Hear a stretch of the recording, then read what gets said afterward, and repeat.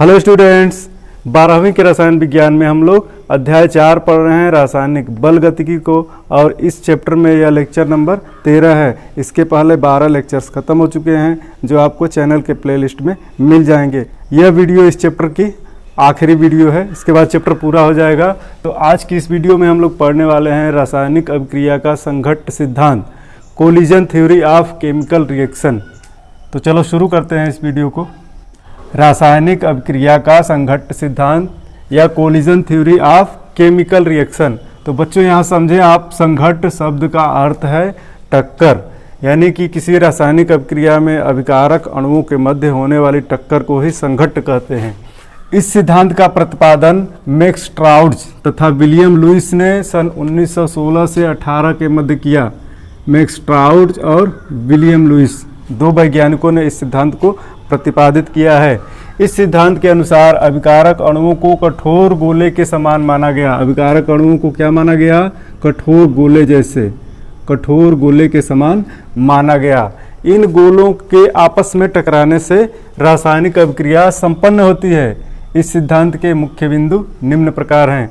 पहला पॉइंट है, अभिकारक अणुओं के आपस में टकराने से रासायनिक अभिक्रिया संपन्न होती है। अभिक्रिया मिश्रण के प्रति इकाई आयतन में प्रति सेकंड होने वाली कुल टक्करों की संख्या को संघट्ट आवृत्ति कहते हैं। देखें यहाँ ये शब्द है अभिक्रिया मिश्रण।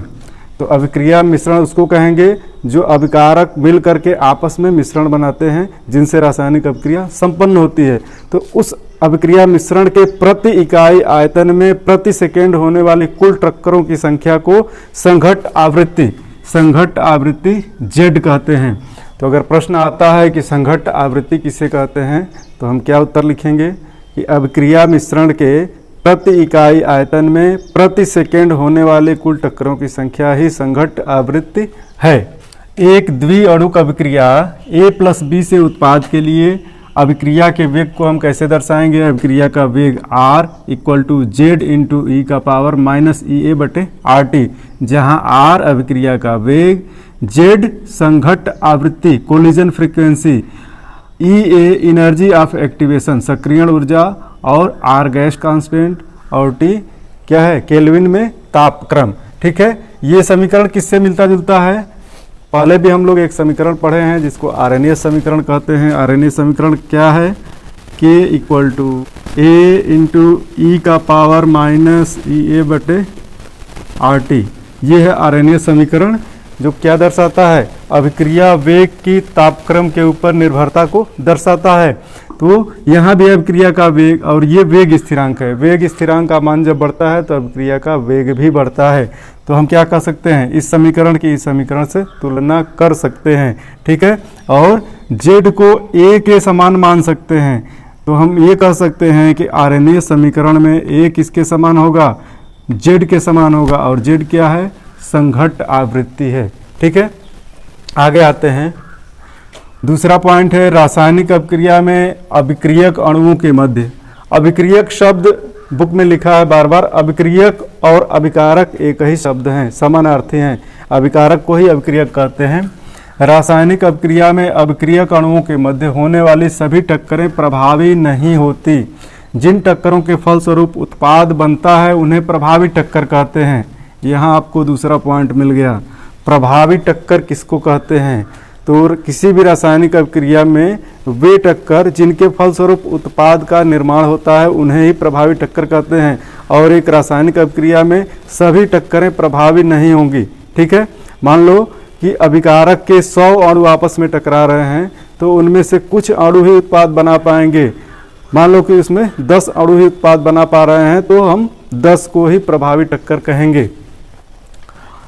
उन्हें प्रभावी टक्कर इफेक्टिव कोलिजन कहते हैं। प्रभावी टक्कर के लिए अणुओं के पास एक न्यूनतम ऊर्जा का होना आवश्यक है जिसे दहलीज ऊर्जा, थ्रेशोल्ड एनर्जी कहते हैं। प्रभावी टक्कर किनके मध्य होगी? उन्हीं अणुओं के मध्य टक्कर प्रभावी होगी जिनके पास एक न्यूनतम ऊर्जा होगी। उस ऊर्जा को दहलीज ऊर्जा कहते हैं। और दहलीज ऊर्जा क्या है? इसके पहले वाले वीडियो में हम लोगों ने उसके डिफिनीशन के साथ पढ़ लिया है। ठीक है, तीसरा पॉइंट है जटिल अणुओं में प्रभावी टक्कर का एक अन्य कारण अणुओं का सही अभिविन्यास होता है। तो ये जटिल अणुओं का केस है, केवल जटिल अणुओं के लिए पॉइंट है। जटिल अणुओं में प्रभावी टक्कर का एक अन्य कारण अणुओं का सही अभिविन्यास होता है। इसके लिए अणुओं का त्रिविम कारक P जिम्मेदार है। एक दूसरा कारण संघट्ट आवृत्ति Z के अलावा जटिल अणुओं में एक दूसरा कारक भी प्रभावी टक्कर के लिए जिम्मेदार होता है, जिसको त्रिविम कारक P कहते हैं, जिसे प्रायिकता कारक भी कहते हैं, और इस त्रिविम कारक को प्रायिकता कारक या प्रोबेबिलिटी फैक्टर भी कहते हैं। अतः त्रिविम कारक को शामिल करते हुए हम एक रासायनिक अभिक्रिया के वेग को निम्न प्रकार दर्शा सकते हैं। अभिक्रिया का वेग R equal to P into Z E का पावर माइनस ए बटे RT। इसी समीकरण में P जोड़ दिया गया है, P का गुणा कर लिया गया और जटिल अणुओं के लिए अभिक्रिया का वेग समीकरण तैयार हो गया है। यहाँ हम एक उदाहरण लेंगे और उदाहरण के द्वारा जटिल अणुओं का टक्कर संघट्ट सिद्धांत पढ़ेंगे और त्रिविम कारक को समझने का प्रयास करेंगे कि त्रिविम कारक क्या है और किस प्रकार यह अभिक्रिया के लिए जिम्मेदार है, और सही अभिविन्यास किसे कहते हैं, सही अभिविन्यास किसे कहते हैं। तो उदाहरण लेते हैं हम। उदाहरण है ब्रोमोमेथेन। ब्रोमोमेथेन से मेथेनॉल, मेथेनॉल का बनना। ब्रोमोमेथेन से मेथेनॉल एक अल्कली या बेस की अभिक्रिया द्वारा बनाया जाता है। यह है ब्रोमोमेथेन। इस पर अल्कली की अभिक्रिया कराएंगे तो हमको मेथेनॉल मिलेगा, CH3OH प्लस Br माइनस। यहाँ ध्यान दें, ये है ब्रोमोमेथेन, इसको हम मेथिल ब्रोमाइड भी पढ़ेंगे, और यह है मेथेनॉल, इसको मेथिल अल्कोहल भी पढ़ेंगे। तो यह अभिक्रिया किस प्रकार होती है और इस अभिक्रिया में त्रिविम कारक किस प्रकार जिम्मेदार है, इसको हम आगे देखते हैं। यहाँ ब्रोमोमेथेन के लिए इसकी हम खुली संरचना बना रहे हैं, CH3Br। यह हो गया ब्रोमोमेथेन का अणु, ठीक है। यहाँ हम ध्यान दें, कार्बन के साथ ब्रोमीन जुड़ा है। कार्बन की विद्युत ऋणात्मकता ब्रोमीन से कम होती है। इसका अर्थ यह हुआ कि यह सहसंयोजी वाले इलेक्ट्रॉन ब्रोमीन की तरफ ज़्यादा खिसके होंगे, ठीक है। तो इस कारण इस पर पार्शियल नेगेटिव चार्ज आ जाता है और कार्बन पर पार्शियल पॉजिटिव चार्ज आ जाता है। अगर इस दिशा से OH आयन इस पर अटैक करे, ठीक है, तो हम यहाँ क्या देख रहे हैं, ये भी नेगेटिव और ये भी नेगेटिव, और हमको यह पता है कि दो समान चार्ज एक दूसरे को रिपेल करते हैं, प्रतिकर्षित करते हैं।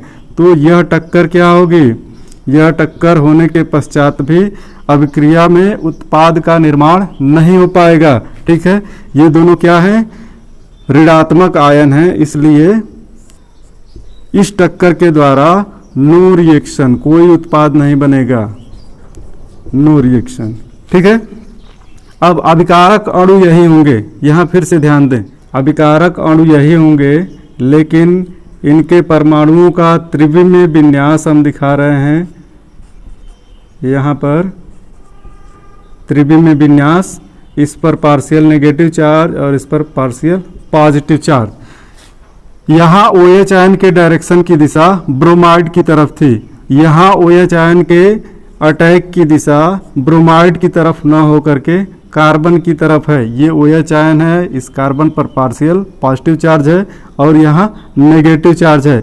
अब ये टक्कर क्या होगी, प्रभावी टक्कर होगी और इस टक्कर के फलस्वरूप उत्पाद बनेगा, ठीक है। तो यहाँ टक्कर होने के पश्चात क्या बनेगा, ये OH आयन कार्बन के साथ मिलकर एक बॉन्ड बनाएगा, कार्बन के साथ मिलकर एक बॉन्ड बनाया, और वीक बॉन्ड, जो इस बॉन्ड से कमजोर बॉन्ड कार्बन और ब्रोमाइड के बीच में है, वो इसके साथ ही ब्रेक होना शुरू होगा, ठीक है। तो यह एक मध्यवर्ती का निर्माण कर रहा है और यह मध्यवर्ती जल्दी ही टूटकर मेथिल अल्कोहल का निर्माण कर देगा, H और ब्रोमाइड आयन अलग हो जाएगा। यह है मेथेनॉल, मेथेनॉल। ठीक है। तो इस अभिक्रिया में हमको ये दिख रहा है कि त्रिविम कारक अणुओं में परमाणुओं का त्रिविमीय विन्यास किस प्रकार से जिम्मेदार है अभिक्रिया होने के लिए या अभिक्रिया न होने के लिए। ठीक है, तो आज की ये टॉपिक समाप्त होती है और इसी के साथ यह चैप्टर भी समाप्त होता है। मिलेंगे नेक्स्ट चैप्टर में। Thank you.